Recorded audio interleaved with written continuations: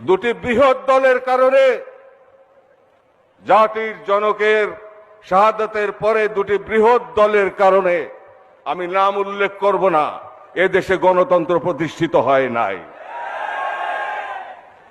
পরস্পর সংঘাতমুখী এবং পরস্পর প্রতিহিংসামূলক মনোবৃত্তি সম্পন্ন এই দুটি দল, এক দল আর এক দলকে নিশ্চিহ্ন করে দিতে চায় দুনিয়া থেকে। এটা কোনো গণতান্ত্রিক নীতি নৈতিকতা হতে পারে না। এই দুটি দলের কারণে গণতন্ত্র কিন্তু ইতিহাসে দেখা যায় গণতন্ত্র বারবার মুখ থুবড়ে পড়েছে এবং অসাংবিধানিক শক্তি ক্ষমতায় এসেছে এই দুটি দলের কারণে। আমরা এর পরিবর্তন চাই।